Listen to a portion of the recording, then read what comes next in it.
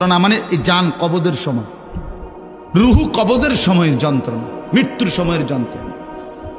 কোরআনুল কারীমের মধ্যে আল্লাহ বলেন, ওয়ালাউ তারা ইদিয যালিমুনা ফি গামারাতিল মাউত।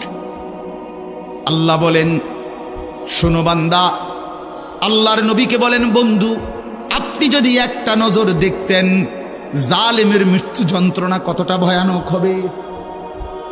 ইদিয যালিমুনা ফি গামারাতিল মাউত ওয়াল মালাইকাতু বাসিতু আইদিহিম। ফেরেশতারা ওই নাফরমান পাপীকে ডাক দিয়ে বলবে, হাত বাড়িয়ে বলবে ফেরেশতারা, আখরিজু আনফুসাকুম, হে অসৎ আত্মার রূহ, এই নাফরমানের শরীর থেকে বের হও। বের হতে চাইবে না, সারা দেহের মধ্যে নাফরমানের রূহ দৌড়াবে। মালাকুল মউত আজরাইল একটা টান দিয়ে যখন রূহটাকে ছিঁড়ে বের করবে, কলিজা থেকে বের করবে, একটা টানে কণ্ঠনালীর কাছে চলে আসবে। আল্লাহ বলেন, ফালাউলা ইদা বালাগাতিল হুলকুম, কণ্ঠনালীর কাছে যখন রূহটা চলে আসবে, নাফরমান তোর ক্ষমতা থাকলে এবার বাধা দাও না, দাও বাধা দাও, থামাও তোরে। এ না তোমার বন্ধু, এ না তোমার বাপ, থামাও এরে, এ তো মরে যাচ্ছে, তারে ধরে রাখো, ধরে রাখো। পারা যাবে তো? কথা বলেন না কেন? আল ইয়াউমা তুজজাউনা আযাবাল হুন।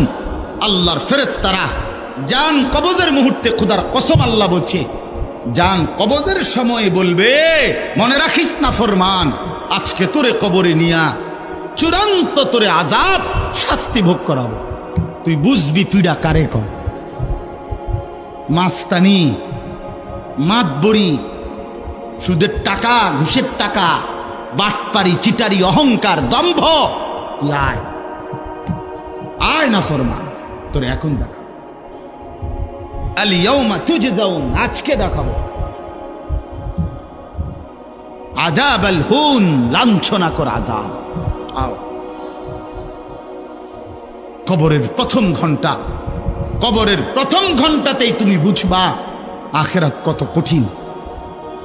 রাসূলুল্লাহ সাল্লাল্লাহু আলাইহি ওয়াসাল্লাম বলেন, কবরে যেই নাফরমান প্রশ্নের জবাব দিতে পারবে না, তিনটি প্রশ্নের, তো আল্লাহ তাআলা বলবেন, কাযাবা আবদি, ফেরেশতা আমার এই নাফরমান বান্দা মিথ্যা বলেছে।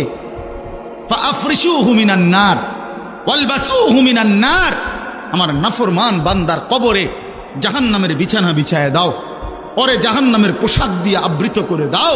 ওয়াফতাহু লাহু বাবান ইলান নার, জাহান্নাম বরাবর তার কবর থেকে দরজা খুলে দাও, কবর খুলে দাও।